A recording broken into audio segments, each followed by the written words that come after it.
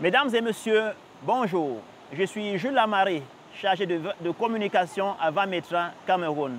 J'ai une fois de plus l'honneur de recevoir le docteur Njoya. Nous nous sommes déportés avec lui en pleine nature. Ici, nous sommes au bord du fleuve Noun.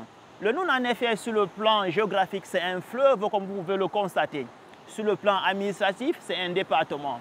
Mais la beauté de ce paysage ne saurait, en réalité, nous départir de notre objectif principal, qui est celui des recherches sur les plantes médicinales. Monsieur Njoya nous a proposé de nous donner d'amples explications sur certains thèmes qui paraissent complexes. Aujourd'hui, nous allons comme ça parler de la leucospermie. Il s'agit d'une pathologie inhérente à l'homme. Mais en tant que spécialiste, il s'est prêté volontiers pour nous en édifier davantage. Merci. Merci, monsieur Jules Lamaré, pour cette brillante présentation du Noun sur le plan administratif et géographique. Aujourd'hui, on va parler de la leucospermie. Oui, la leucospermie, c'est la présence de leucocytes dans le sperme. Jusqu'ici, ce n'est pas encore une maladie parce que dans le sperme, il y a toujours des leucocytes. Dans le sang, il y a des leucocytes. Dans la cavité buccale, il y a des leucocytes. Dans les larmes, il y a des leucocytes. C'est quoi les leucocytes, docteur Njoya? Les leucocytes, ce sont les globules blancs. Oui, les globules blancs, j'en ai entendu parler. À quoi servent ces globules blancs? Les globules blancs sont les soldats de notre corps. Les globules blancs luttent contre les maladies, les bactéries, les virus qui veulent entrer dans notre organisme. Quand bien même ils sont entrés, ce sont les leucocytes qui vont d'abord combattre. Alors, lorsqu'on parle de leucospermie, c'est parce que le taux est anormalement élevé dans le sperme qu'on va parler de leucospermie.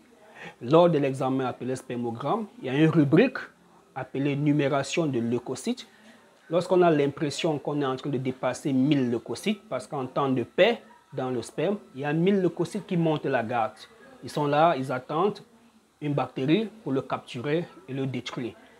Et lorsqu'il y a infection, l'organisme envoie du renfort. Au lieu de 1000, on se retrouve à 1500, 2000, 3000. Là, on dit qu'il y a leucospermie ou encore hyperleucospermie. À ce moment, il y a un problème. Rien qu'à ce niveau d'un spermogramme, qu'on trouve qu'il y a leucospermie, on va penser à faire une spermoculture. Alors, on va prendre un peu de sperme, on va analyser. Pourquoi est-ce qu'on pense à faire une spermoculture? C'est parce que le taux de leucocytes est très élevé là-bas, signe d'une activité infectieuse dans ce sperme.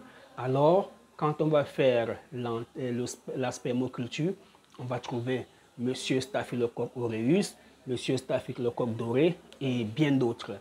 Alors, la leucospermie, c'est la présence de leucocytes en nombre anormalement élevé dans le sperme. Alors, nous prenons en charge ce genre de pathologie parce que, in fine, c'est la stérilité, c'est la sémence de l'homme qui est en danger.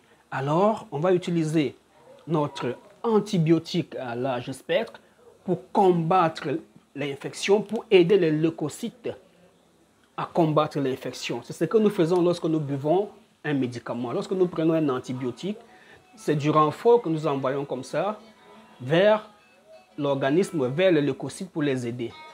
Merci et à bientôt.